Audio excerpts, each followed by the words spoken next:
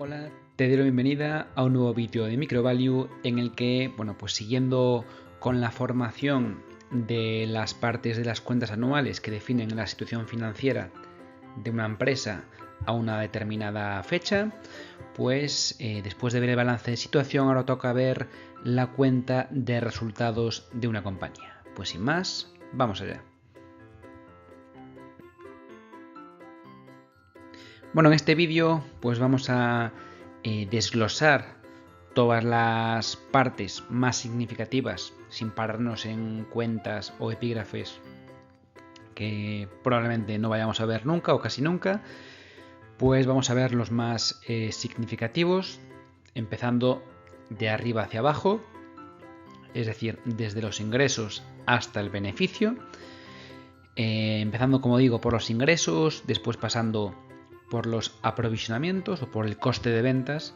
Después ya pasaremos a los gastos de estructura, los gastos de personal, formando parte de los gastos de estructura, la amortización contable. Después ya pasaremos a los gastos e ingresos financieros que definen el resultado financiero de una compañía. Después de aplicar a todo esto,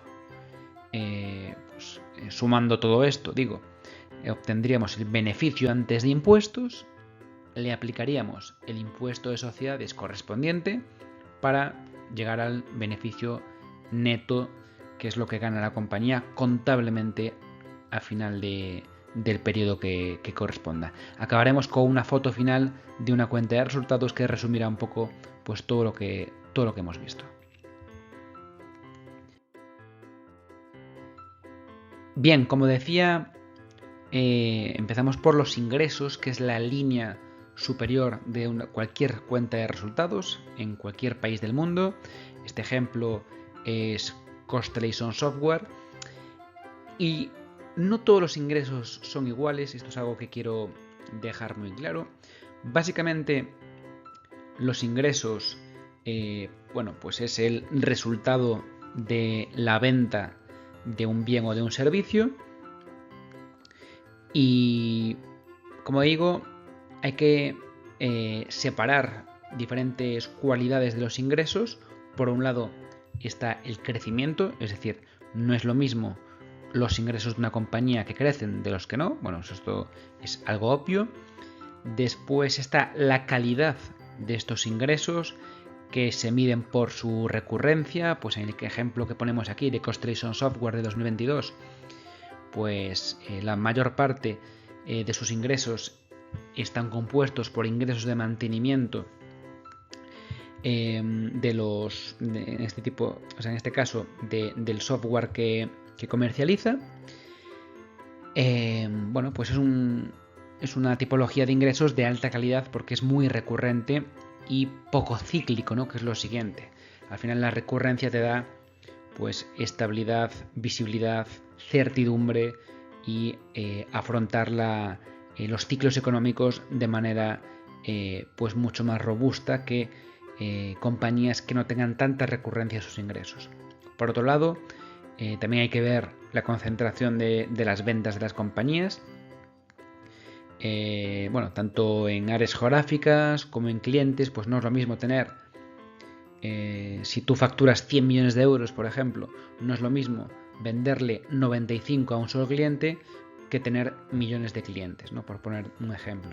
Lógicamente, cuanto más atomizada esté la cuenta de ingresos, mucho mejor, ¿no? Estaremos menos expuestos a que nos caigan las ventas a corto y medio plazo.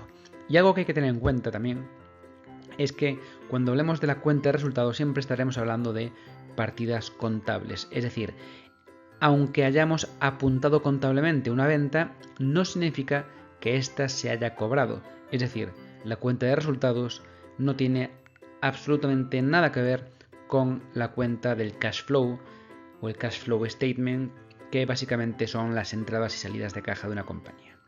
Podemos vender algo que nunca llegue a cobrarse y podemos pagar algo también que nunca llegue a pagarse, o un gasto que no sea salida de caja o un ingreso que no sea entrada de caja. Por tanto, es algo que hay que tener muy en cuenta cuando estemos ante una cuenta de resultados. Siguiente epígrafe de cualquier cuenta de resultados.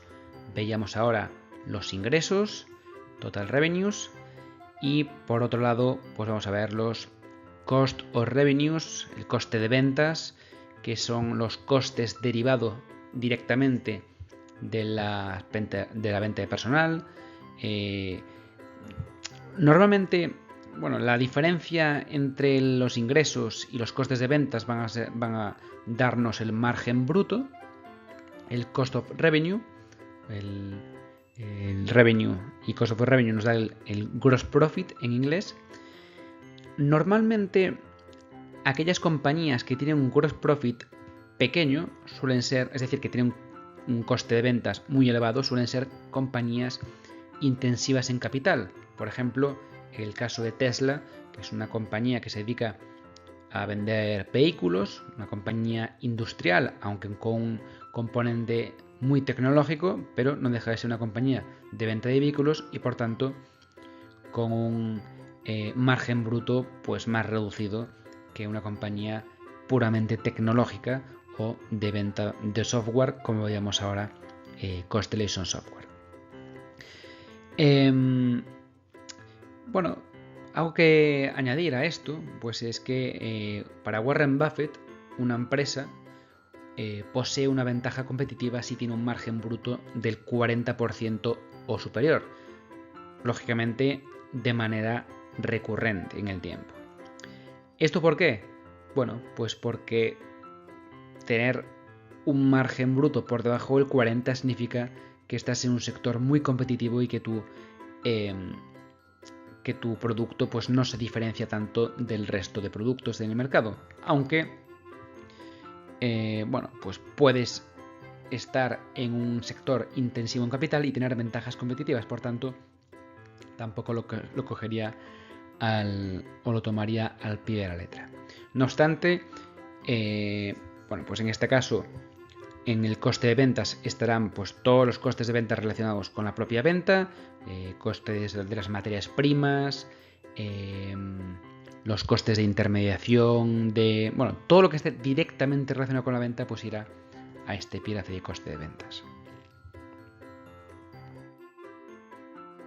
Bien, siguiendo con la cuenta de resultados, si nos seguimos moviendo hacia abajo, pues pasaríamos a lo que llamo yo gastos de estructura de la empresa, que básicamente se diferencia de los aprovisionamientos, a que estos están directamente relacionados con las ventas, y los gastos de estructura, pues básicamente, vendamos o no, pues son los gastos necesarios para que la compañía siga funcionando tal y como la conocemos hoy.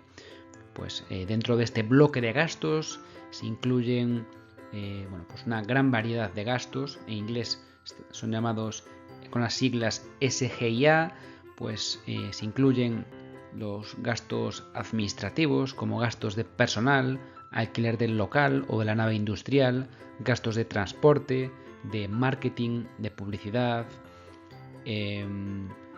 los gastos de profesionales independientes como pueden ser asesores externos, auditores, etc. Gastos de viaje también, ¿no? Muy importante en las compañías de servicios, gastos de software, de reparaciones, telecomunicaciones, telefonía, internet, etc., ¿no? Es decir, los gastos de estructura para el mantenimiento de la compañía tal y como está a día de hoy. De igual manera que en el caso anterior, compañías con costes de venta elevados eran intensivas en capital, pues aquí suelen estar más englobadas las compañías que son intensivas en personal. Pues compañías como consultoras o compañías de servicios como Accenture, que bueno, que también es una consultora, compañías tecnológicas que al final no son intensivas en costes de venta, sino en gastos de estructura, sobre todo en personal, pues lógicamente este área o este epígrafe es mucho más relevante. Y además, aquellas compañías que operan en un sector muy competitivo, pues muestran grandes variaciones en este epígrafe, en el SGIA. Bueno, pues suelen ser o suelen derivar en ataques a la posición competitiva de una compañía. Por ejemplo, lo vemos en los últimos años en las consultoras que tienen problemas para el mantenimiento y contratación de talento, de personal. Bueno, pues vemos cómo sus márgenes se van pues comprimiendo cada año, y esto es como consecuencia de precisamente este bloque que pesa cada vez más dentro de la cuenta de resultados de la compañía. Por tanto, epígrafe muy relevante para compañías tecnológicas y intensivas en personal. Bien, un epígrafe también relevante, aquí lo vemos con una diapositiva de Snap, es el epígrafe de I+D, Research and Development en inglés. En este caso, bueno, pues es una auténtica barbaridad, 2 billion sobre 4,6, o sea, prácticamente el 50% de los ingresos van destinados a este área, porque, bueno, algunas empresas, para continuar con su modelo de negocio, pues necesitan invertir grandes cantidades de dinero o pequeñas cantidades de dinero en esta partida. Pues se da pues en compañías también tecnológicas, en el sector de la salud, biotecnológicas, médicas, etcétera. Y luego están las compañías que no necesitan investigar tanto, como pueden ser compañías industriales o compañías digamos más commodity, ¿no? Como pueden ser las compañías de materias primas o compañías pues como pueden ser agencias de calificación crediticia, que no necesitan invertir en este tipo de áreas, ¿no? No obstante, igual que en balance, que en el vídeo del balance, pues tampoco nos vamos a parar demasiado en este epígrafe, ya que tienes un curso o un vídeo entero explicando este epígrafe, que te recomiendo que lo veas si tienes curiosidad sobre este área.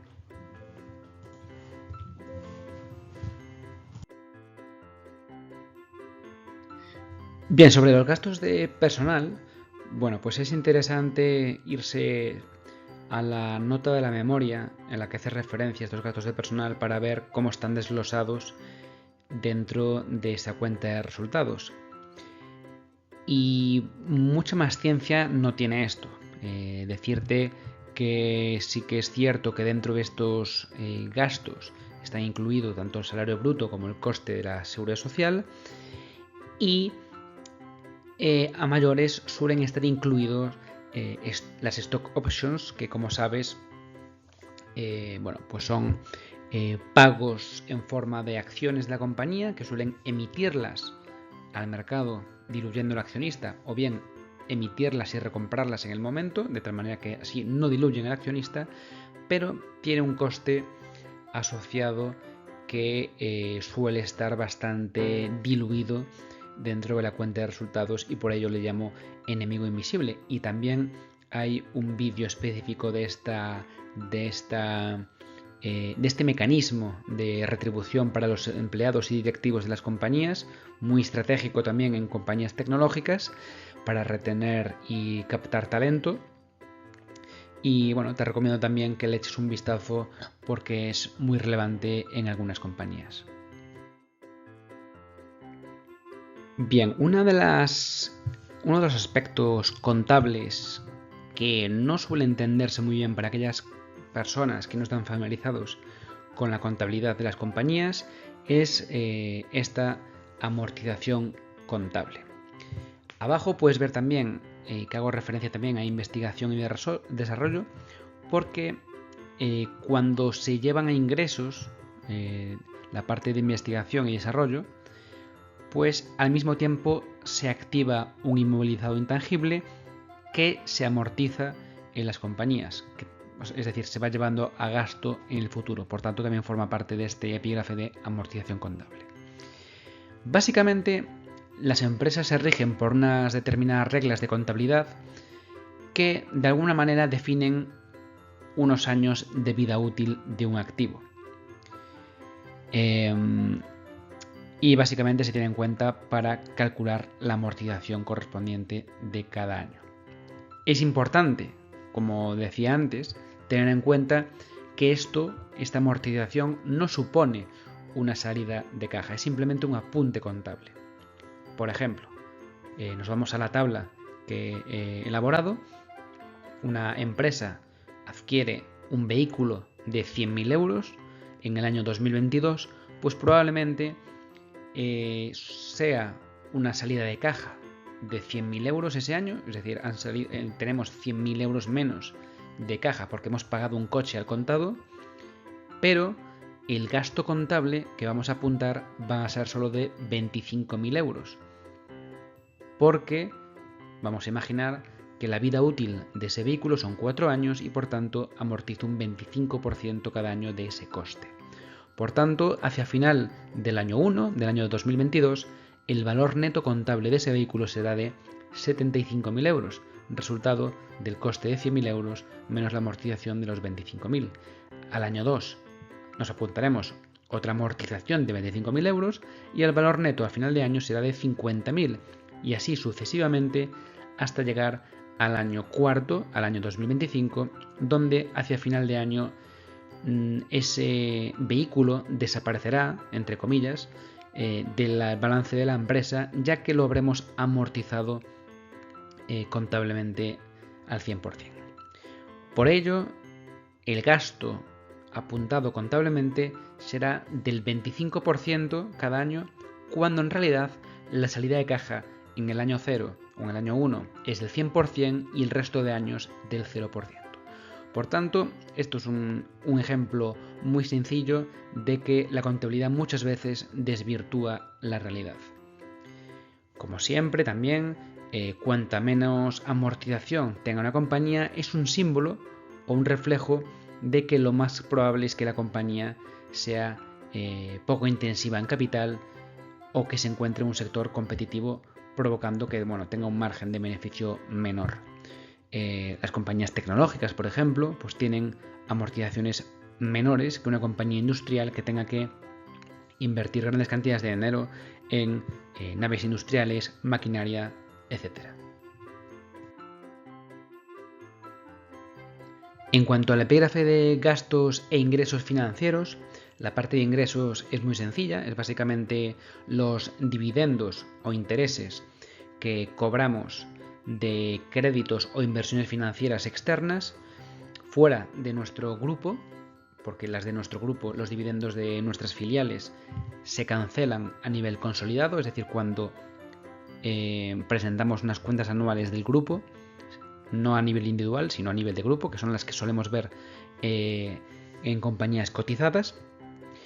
Pero lo más relevante aquí son los gastos financieros, que son básicamente los intereses que pagamos por nuestro endeudamiento. Aquí vemos un ejemplo de una presentación muy reciente de una compañía muy conocida que se llama Adevinta, propietaria de plataformas tan conocidas como Infojobs o Fotocasa, compañía de la que he hablado una vez y me parece muy interesante. De hecho, salió pues esta misma semana rumores de OPA por parte de BlackRock, si no recuerdo mal. Y pues aquí lo que hay que buscar básicamente son lo que siempre, ¿no? En lo que siempre insisto, compañías poco endeudadas. Si están endeudadas, que estén, sobre todo en estos tiempos que corren, sujetas a tipos fijos de interés, pues más o menos lo que haríamos en nuestra casa. Si no tenemos hipoteca, si no tenemos deuda, pues mejor. Y si la tenemos, pues mejor que tengamos una hipoteca a tipo fijo. Cuanto más bajo sea el tipo de interés, pues mejor, ya que incluso nos beneficiaremos de estar endeudados. Lógicamente, si tenemos gran parte de esa deuda expuesta a movimientos de los tipos de interés por parte de los bancos centrales, pues pasará lo que está pasando a muchas familias y a muchas empresas, que se nos disparan totalmente los costes financieros y por tanto nuestro beneficio se va a comprimir de manera importante. En el caso de Adevinta, pues lo han hecho bien, ya que el 70% de su deuda está a un tipo de interés fijo y solo el 30% está a un tipo variable, pero ya ves que apenas se han incrementado los costes financieros, ya que aunque se han incrementado los tipos de interés, han ido reduciendo la deuda financiera en relación con su balance y por tanto, bueno, pues han reducido su exposición en la variación de los tipos de interés, por tanto lo han hecho bastante bien. Bien, después de las ventas, es decir, los ingresos de la compañía, reducirle o restarle los aprovisionamientos, es decir, los costes de ventas, los gastos de estructura, la amortización contable y el resultado financiero derivado de los ingresos financieros que tengamos de inversiones o créditos y los gastos financieros derivados de nuestra financiación, pues tendremos un beneficio antes de impuestos y ahora toca pasar por el fisco, es decir, pagarle a Hacienda su parte del pastel. Y esto es muy importante, ya que en función del país en el que estemos operando, en que esté nuestro negocio, pues seremos más o menos competitivos. Y esto es una parte que muchas veces en inversión no se le presta atención, pero como puedes ver aquí, no es lo mismo tener un negocio en Hungría que tenerlo en Portugal, ya que si tú tienes un beneficio antes de impuestos en Hungría de 100, le pagarás 9 al Estado o a Hacienda, en cambio en Portugal le pagarás 31, es decir, más de un 20% más, teniendo exactamente el mismo negocio que en Hungría. Entonces, un factor tan relevante como este no se debe nunca dejar de lado. Por tanto, esto es algo importante. Pero no solo el tipo medio, sino también las deducciones fiscales a las que están sometidas las compañías dentro de cada país. Porque no es lo mismo una compañía industrial con una compañía que invierte ingentes cantidades de dinero en I+D, que probablemente tenga muchas deducciones y muchas ayudas fiscales, porque el I+D suele atraer talento y personal y habitantes a los países de cualificación elevada, y además suele investigarse en productos o en servicios estratégicos, como puede ser un nuevo medicamento o un nuevo software, armamento, bueno, pues lo que sea, ¿no? Suelen ser sectores muy estratégicos y los estados suelen atraer este tipo de negocios pues a sus países, porque saben que pues serán muy, muy relevantes para el largo plazo, ¿no? Bueno, pues simplemente esas dos cosas. Después hay sectores también que se benefician más que otros, como puede ser el cine. Pues el cine, como sabéis, pues tiene grandes ayudas fiscales. En nuestro país, en España, pues seguramente sea el sector más beneficiado fiscalmente por encima de otros, pero también hay I+D tiene ayudas fiscales importantes, no tanto como otros años, pero sí aún siguen manteniendo algunos incentivos fiscales.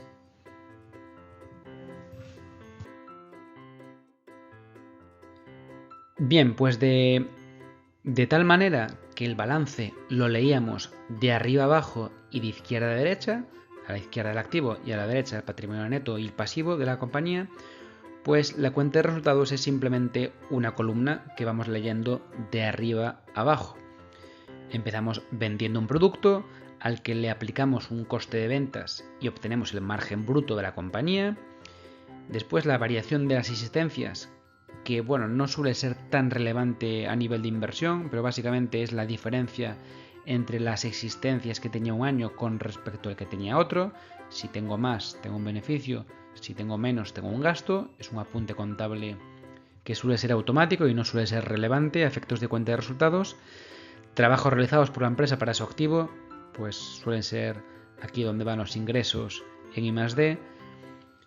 Otros ingresos de explotación, los gastos de personal y otros gastos de estructura, la amortización contable que hablábamos antes, otros resultados, pues lo que sea. Y esto nos daría el famoso EBITDA de la compañía. Avanzaríamos, entraríamos ya en los gastos financieros, el resultado financiero. Si al EBITDA le restamos esto, pues tendríamos... Bueno, que en realidad no está bien, porque la amortización va después del EBITDA, ¿no? Esto no estaría bien, pero bueno. El EBITDA es Earnings Before Interest, Taxes, Depreciation and Amortization, es decir, beneficio antes de intereses, es decir, del resultado financiero, de los impuestos, que lo tenemos aquí abajo, y de la depreciación y de la amortización. Por tanto, esto está mal, esto tendría que ser abajo.